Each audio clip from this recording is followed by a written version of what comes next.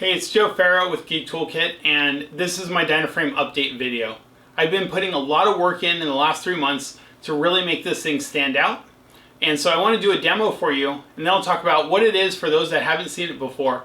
And then I'm going to talk deeply about the features and what I've added so that what you see or what you're about to see will make sense. Also, it'll explain to you some of the things that you've been asking for that I've gotten to implement that I think are really cool. So right here behind me, I've got 3 monitors. Imagine I come into the room, I've got my lights off, I'm going to turn the light on real quick. That light is a Z-Wave light. Now what just happened is it triggered my home automation system, and one of the features, the first thing I want to show in Dynaframe 2 is we now have home automation support. It basically sent back and all 3 of these frames got communicated to, said, hey, turn on, we're ready to go. Boom, 3 frames and they're all synchronized together now. You can see all 3 changed. They're staying in sync. They're actually staying with the same theme. So right now we've got the Justice League, we've got the baddies on the outside. What I've got here is a bunch of sample art, a couple of movie art posters, some desktop backgrounds I put together just to kind of experiment with this. This can be whatever you want it to be. We'll talk about that more in a bit. The next thing I want to show for a feature is I've got a little gesture sensor here on this arcade thing. It's normally something I would mount up on the wall or behind the TV or something, somewhere where I can like kind of have it sticking low. But I didn't have a case for it yet. I'll work on that as a future project. You know, we're always working on this stuff, but I wanted to show this now. So imagine that's up on the wall, you walk in the room, and you want to know, well, what is this image here? I like this artwork. So what I'm going to do is just swipe up, and you'll see is the file name will show up in the lower corner there. You see it showing up. Now it's nice and big, it's readable. It's a terrible font, and I'll talk about that in a second. Maybe you want to just have your clock or your date there instead. So what I did is I just did a little clock gesture, and boom, we've got the time and date. Well, no time, right? Yeah, we just got the date there now. Now, if you've been following Dynaframe, you know this is all new stuff. The font's a different font, the font size is increased, and also it's actually showing a different date time format than we've seen before. This is all customizable now. Now, we've shown home automation and we've shown gesture control, which I think is pretty cool things.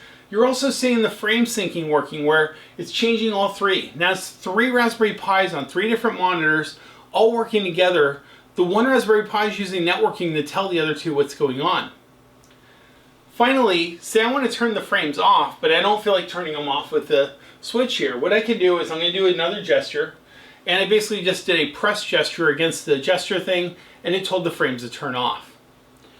Okay, now what we're going to do is we're going to go back up, and I'll talk to you about how I implemented all of these, what features I added to make all of this possible.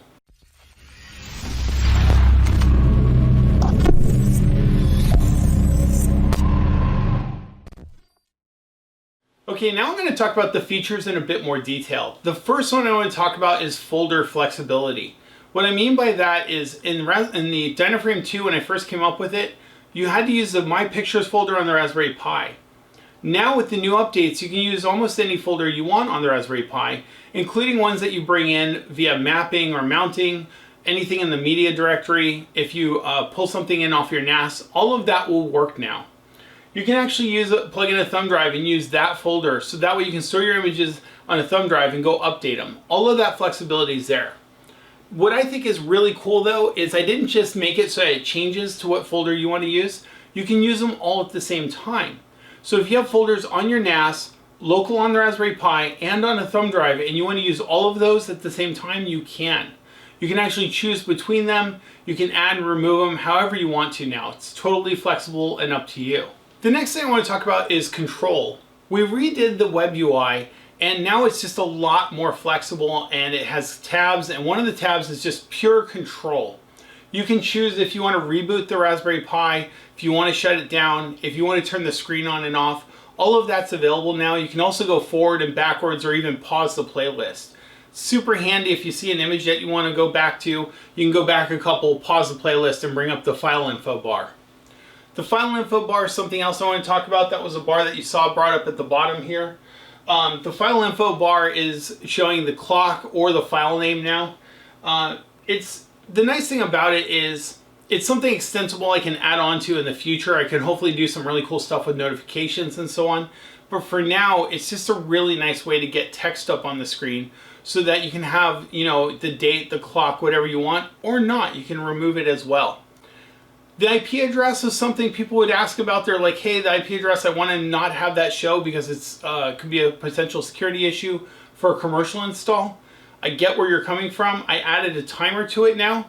You get to decide how long that shows up. If you don't want it to show up at all, just set it to 0. It won't show up at all. If you want it to show up for 20 seconds, you can do that as well.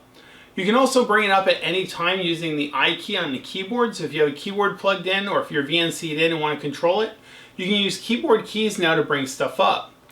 Now, when I showed you the gesture control, the way that's working is I have a Python script listening to gestures. When it sees a gesture, it's hitting a keyboard key or it's simulating that, and that's how it was controlling the frame. The reason that's important is by having those keyboard keys available and having a Python script to show you how to do that, it allows you to do some really cool things. Like if you want to add buttons to the frame, people asked about like adding physical buttons to go forward, next, or whatever you want to do. You can do that now. It's all possible.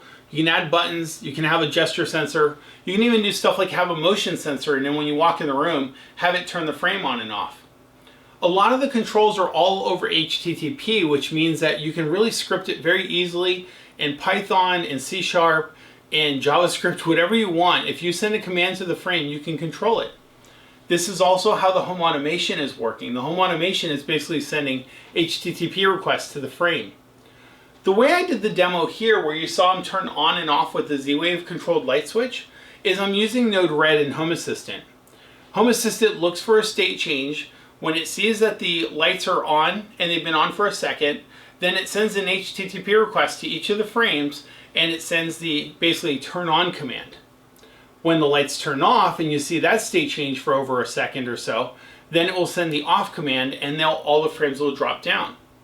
Now what's happening for the turning on and off is it's just turning the signal on and off, which is really powerful because what that does is it works across most things, and when the screen turns off, that's most of your power that's going on there. The Raspberry Pi doesn't use near as much power as the screen does, so if we can get the screens to turn off, we can save a lot of power. Keep the Raspberry Pis there as almost like a quiet listener that can fire up again when they get a new command. Again, if you do decide to shut down the Raspberry Pi, you can also do that over HTTP as well now. Finally, the last two things I want to talk about is one is there's been a lot of bug fixes on things like the videos fading in and out. They actually kind of fade out to, or they actually will end at black screens now. And I'm working on adding more features there. They rotate. You can actually control like how they fill the screen. If you want a smaller video to scale out or not, you have control over that now.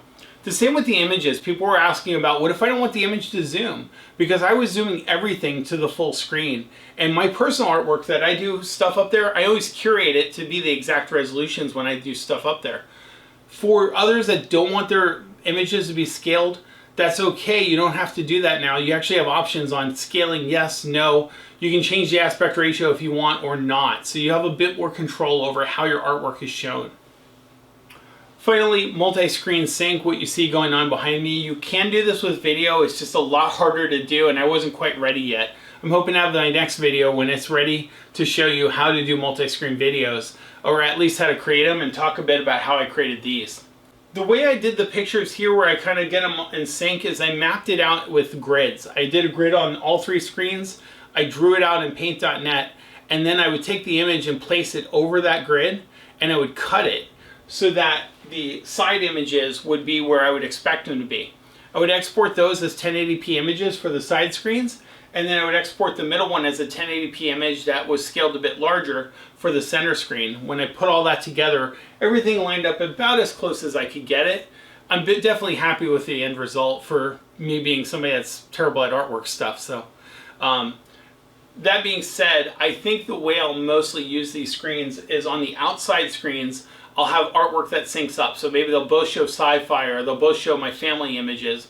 Maybe they'll both show, you know, beaches, whatever I feel like for the day. That's what they'll show, and they'll match up. The TV in the middle I'll probably have off most of the time just because it's a lot of energy usage, it's hot, and so on. That being said, at some points I want to have a showcase where I want to have all three synced up, and it's really nice to be able to have that flexibility. I can go to a tablet and I can actually choose playlists. And so I'm hoping to create playlists that say, okay, these playlists are really good for the outer frames. Things like this image here is great, right? The outer frames still show cool images that match each other, even if the TV's off. So I can do stuff like that. And then every now and then when I have what I call the trip frames up, all three of them, I can sync them up as well. The way the sync frame works is the center frame is controlling the other two using HTTP commands. The same home automation commands I was telling you about is the same way this works. It's just this frame is sending the commands out to the other ones. Now in the UI, this frame gets an IP address list of other frames it can control. And then what it does is it says, I'm showing this image, get as close as you can. And there's a bit of logic to say, okay, well, do you have the same image? Do you have something with the same name? Do you have the same folder? And so on. And it kind of works its way down to get as close as it can. If it can't find anything, it just kind of gives up and shows a random image, which is fine, but it keeps the playlist going. This trick here, all three frames have the same file name that it's loading, but they show different pictures because the file name's the same, but the actual image data is different. So that's how I did this here. But it works out really well. It ends up being a really compelling synchronization story. I don't know what the limit is of how many frames can sync together, but I expect it to be fairly high. So if you have a bunch of frames that you want to put together and you want to do a big show with them, you should be able to do that with this now. I want to thank a couple individuals that made this project possible. One is Quicksilver up on GitHub. He has been absolutely amazing. He's been basically filing issues, he's been helping me organize issues, helping me prioritize, and just basically being the guy behind the scenes that helped this project move along. Really thank his work. I also want to thank Tyler McKay. Tyler McKay was the guy who came in and looked at my web UI and said, this could be better, and he made it better. So I've probably wrecked it now because I've added so many options and features to it. But the initial beauty that came out of the web UI was all his work, and I'm super thankful for it because it really helped me move things forward. I was getting ready to hire somebody off of Fiverr. It would have been tragic. So thank you, Tyler, for coming in and helping me out with the project there. I also want to thank everyone who's been filing bugs and issues on GitHub and basically giving me feedback, letting me know what's important to them, so that way I can kind of prioritize my features and also think about things a little bit deeply. A project like this can go in a million different directions. You can see I've really taken some crazy ideas that I've been able to put together. Really happy about that. But also, it's important for me to remember that, hey, things like making sure that the files all play correctly, or making sure that the video's audio can be turned on and off if there's a video playing. That's important too. So I'm thankful for learning about that too. I want to thank everyone for all your support. I'm Joe Farrow with Geek Toolkit. Until next time.